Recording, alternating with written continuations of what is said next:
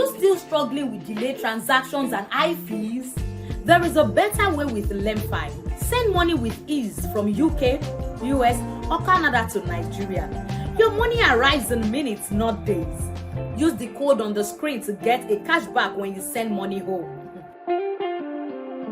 Download the LemFi app on your Google Play Store or your App Store today.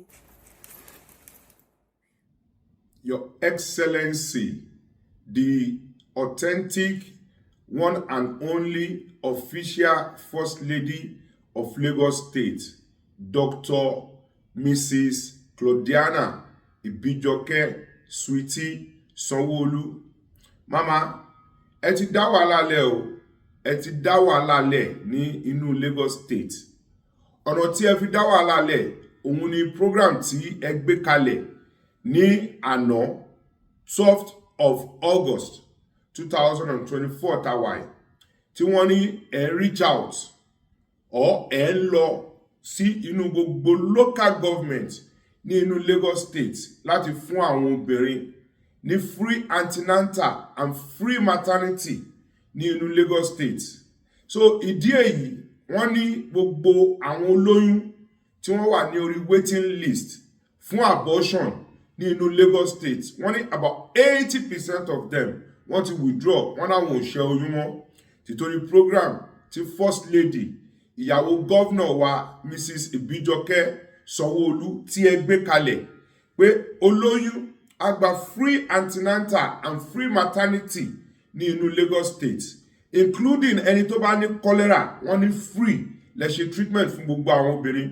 Wọ́n ní gbogbo olóyún tí ò bá lè wá ní any form of sickness or illness àti àwọn ọmọ tí wọ́n bá bí wọ́n ní free treatment ní fún wọn. Ọlọ́run bá kẹ́yìn o. Ma, on behalf of gbogbo àwọn abiyamọ ní inú Lagos State, wọ́n ní kí n dúpẹ́ lọ́wọ́ yín. Wọ́n ní ọmọ yín ò ní kú, wọ́n ní ọmọ yín ò ní sọnù, wọ́n ní ọkọ ò ní kú mọ́ yín lórí, wọ́n lẹ́yìn náà ò ní kú àrùn tí ò gbógun, wọ́n ní kò ní gbé yín dè mọ́lẹ̀.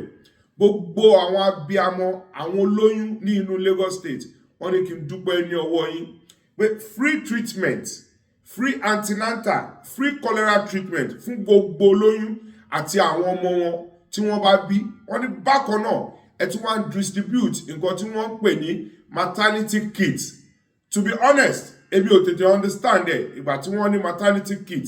Ìgbà tí wọ́n gbé jáde tó fi wọ̀n mi, mo wá rí pé nǹkan tí wọ́n fi tó àwa òun ni ẹ pín form of nǹkan tó fi tó àwa àjọgbá ni àwa mọ̀ sí, ṣùgbọ́n nísìn wọ́n ní antenatal kit, ìyẹn àjọgbá tí wọ́n máa fi take care àwọn ọmọ wọn.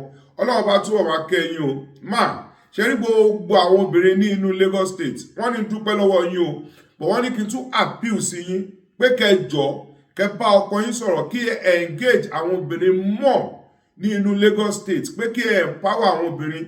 Púpọ̀ ni wọ́n ní àwọn òrojú yín lẹ̀ pé kẹjọ kò ń ṣe olóyún nìkan ní ẹ láti cater fún, pé kẹ ṣàánú àwọn obìnrin náà bí àwọn lọ́jà ni àti other women in every aspect of Lagos, pé kí ẹ engage wọn, kí ẹ wo help tí ẹ lè ṣe fún wọn láti lè ease àwọn obìnrin of the hardship tí ó wà ní inú ìlú, pé cost of living ó high, àwọn obìnrin struggle púpọ̀ nu wọn, wọ́n find it difficult láti rán àwọn ọmọ wọn lọ sí school, pé wọ́n ní kẹ́ reach out more sí àwọn obìnrin, kí ẹ pé His Excellency kẹ́ bá wọn sọ̀rọ̀ pé kẹ́ wo gbogbo help tẹ́ bá lè ṣe fún àwọn obìnrin ní inú Lagos State. Bákan náà gbogbo àwọn doctors ní inú Lagos State officially wọ́n ní kí n dúpẹ́ lọ́wọ́ yín pé you've been a wonderful mother, pé abiyamọ ní that you've been a supportive First Lady ní inú Lagos State. Ọlọ́run bá túbọ̀ máa fún yín ṣe o. Ìwọ̀n ọdún mẹ́ta tó kù tí His Excellency Governor Babajide Olúṣọlá Sanwó-Olú tí wọ́n máa lò, a ní mọ̀ sí kú, a ní mọ̀ sí àrùn, a dẹ̀ ní mọ̀ sí àìsàn. Ọlọ́run bá gbé ọwọ́ wọn sókè, a dẹ̀ gbé ọwọ́ ẹ̀yin náà sókè, torí wọ́n ní behind every successful man there lies a good woman. Abiyamọ ní obìnrin dáadáa ní, ikú ò ní pa yín, ikú ò dẹ̀ ní ṣe yín, ẹ túbọ̀ máa rí ṣe, ọwọ́ yẹn á máa ròkè, gbogbo tẹ́ bá dáwọ́lé báyìí á máa yọrí sí rere ní, ikú ò ní. Are you still struggling with delayed transactions and high fees? There is a better way with LemFi. Send money with ease from UK, US, or Canada to Nigeria. Your money arrives in minutes, not days. Use the code on the screen to get a cashback when you send money home.